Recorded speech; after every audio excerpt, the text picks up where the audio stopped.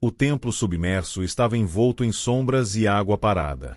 A luz trêmula das tochas revelava esculturas desgastadas por séculos de esquecimento. Gustavo sentia o cheiro de mofo e maresia enquanto gotas caíam do teto, formando poças escuras. Seus passos ecoavam pelas paredes de pedra, cada som amplificado pela umidade densa.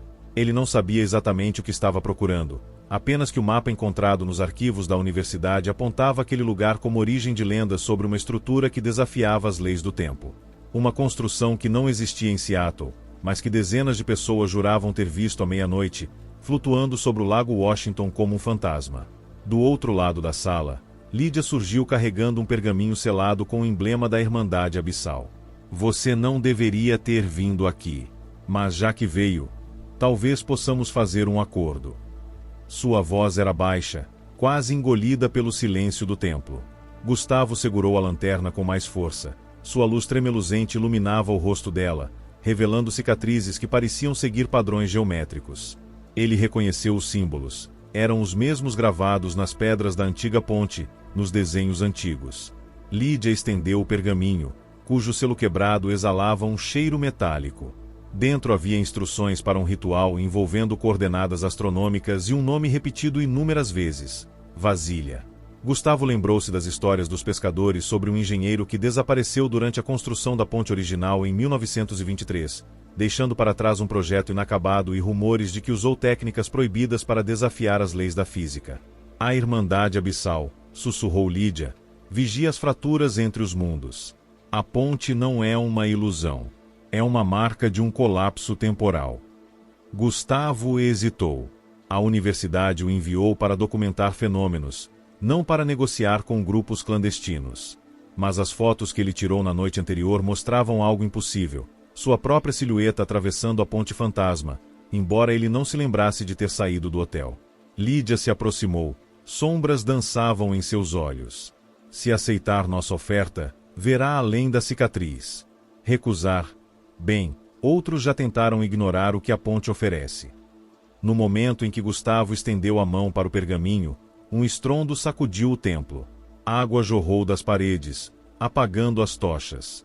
Na escuridão total, vozes murmuravam em línguas mortas, e por um instante, ele viu réplicas de si mesmo: criança correndo pela praia, idoso contemplando o horizonte e ali no templo, prestes a desvendar um segredo que poderia destruí-lo. Lídia riu, uma risada seca e sem humor. A ponte não discrimina. Ela apenas reflete o que você carrega dentro de si. Quando a luz retornou, o pergaminho havia desaparecido. Restaram apenas as marcas de água no chão e a certeza de que a ponte não era apenas um lugar, mas uma pergunta. E ele ainda não sabia se estava pronto para respondê-la.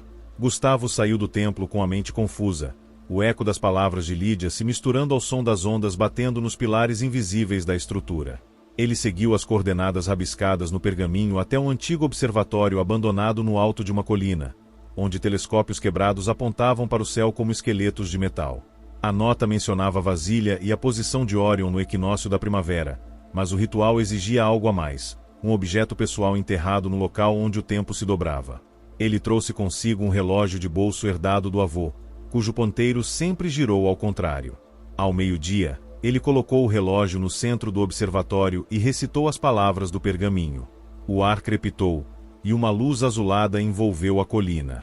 Por um momento, ele viu a ponte materializar-se sobre o lago, não como uma estrutura sólida, mas como uma sobreposição de imagens: vigas de aço do século XX, madeira apodrecida do século XIX, cabos de fibra ótica que não existiam naquela época. Figuras nebulosas caminhavam por ela, algumas vestidas com roupas de épocas diferentes, outras sem rosto. Uma delas parou e olhou diretamente para ele, mas não era Lídia, nem o engenheiro Vasilha, e sim uma mulher com colar de contas de obsidiana, o mesmo que ele lembrava de ver no pescoço da mãe em fotos antigas. A visão desapareceu quando uma equipe de geólogos invadiu o local, falando sobre leituras anomalas de magnetismo terrestre. Gustavo guardou o relógio, notando que os ponteiros agora mostravam 2 horas diferentes. Naquela noite, ele voltou ao lago Washington, onde pescadores cochichavam sobre uma figura que havia mergulhado nas águas geladas e desaparecido. Ele encontrou Lídia à margem, segurando um fragmento de cerâmica com inscrições em grego arcaico. Você viu a ponte, ela disse, não como pergunta, mas como afirmação. Cada um que a atravessa carrega um pedaço dela. O engenheiro Vasilha tentou fundir múltiplos tempos em uma única estrutura e pagou o preço. Ela apontou para o fragmento. Era parte de um mapa estelar mostrando constelações desconhecidas. A Irmandade Abissal existe para conter as fissuras, não para explorá-las. Você já passou do ponto de retorno. Gustavo sentiu o relógio queimar no bolso. Antes que pudesse responder, um barco de pesca encalhou na praia e do convés desceu um homem com a mesma cicatriz geométrica que Lídia tinha no pescoço. Ele entregou a Gustavo um diário encharcado, cujas páginas detalhavam experimentos com ressonância temporal e alertavam sobre aqueles que se alimentavam das sombras entre os mundos. O nome Vasilha surgia repetidamente, seguido de equações que Gustavo reconheceu como variações da teoria das cordas. Naquela madrugada, enquanto folheava o diário, Gustavo percebeu que as páginas mudavam conforme sua respiração. Uma delas mostrava a ponte conectando Seattle a uma cidade submersa, outra um deserto de sal sob 3 luas. Nelas, todas ele estava lá, às vezes como espectador, outras como parte da estrutura, como se a ponte o tivesse escolhido como âncora. Lídia apareceu sem avisar à porta de Gustavo, trazendo um artefato de cristal que pulsava em sincronia com o relógio. Você não está apenas vendo a ponte, Gustavo. Você está se tornando parte dela. E há quem quer garantir que isso aconteça. Ele a seguiu até um porão, onde mapas de realidades paralelas cobriam as paredes. Ali, soube que a ponte não era um lugar, mas um evento, um colapso controlado de probabilidades mantido estável pelo sacrifício de Vasilha. Cada pessoa que a atravessava deixava uma cópia de si mesma em outra linha temporal, e os sussurros que ele ouvia eram ecos dessas versões perdidas. Lídia confessou ser uma das primeiras vítimas do experimento, presa entre o dever de proteger a fratura e o desejo de dissipá-la. Se você continuar, não haverá volta, disse ela. Mas se desistir, a ponte se tornará um buraco negro que distorce a causalidade, engolindo tudo. Antes que decidisse, o artefato de cristal rachou, projetando uma imagem holográfica do engenheiro Vasilha em seu laboratório, cercado por diagramas que Gustavo reconheceu como os mesmos do templo submerso. A gravação mostrava Vasilha ativando a ponte pela primeira vez, mas em vez de triunfo, ele viu horror em seu rosto ao perceber que criou uma armadilha para si. A última cena era um corte de suas mãos escrevendo "Eles estão aqui", repetidamente, até que a tinta ficasse vermelha. Gustavo olhou para Lídia, entendendo finalmente a oferta que ela fez. Não uma escolha entre bem e mal, mas entre preservar a ordem existente ou arriscar tudo por uma verdade que poderia destruí-la. O relógio em seu bolso parou, e no silêncio, ele ouviu passos na escada, seus próprios passos, vindos de minutos atrás. Gustavo se virou, mas não havia ninguém na escada. Apenas o eco de seus próprios passos, agora se repetindo em loop, como um disco arranhado. Lídia agarrou seu braço, os dedos frios cortando sua pele. Você está ouvindo os ecos de escolhas que ainda não fez, ela disse, apontando para o holograma de Vasilha, que agora se desfazia em partículas brilhantes.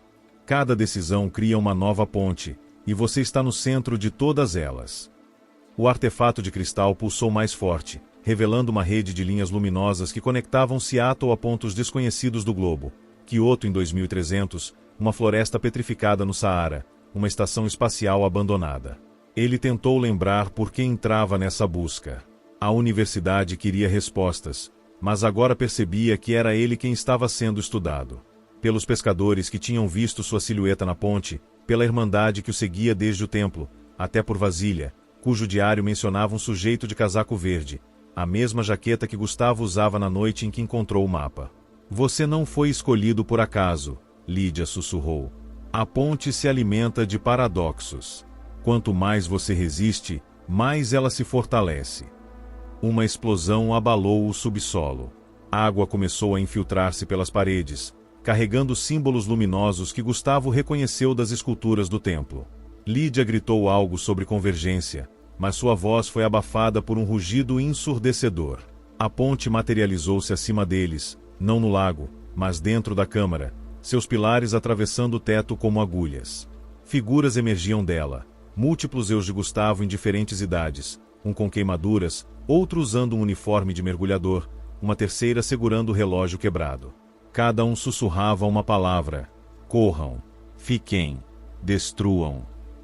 Ele correu para a figura mais próxima, mas ao tocá-la, viu-se em um laboratório subaquático diante de Vasília, que agora tinha o rosto desfigurado por veias luminosas. Você é o erro que me persegue, o engenheiro disse, apontando para uma tela que mostrava a ponte se expandindo em espiral, consumindo cidades inteiras. Gustavo sentiu o relógio esquentar, e por um instante, todas as versões de si convergiram em um único ponto.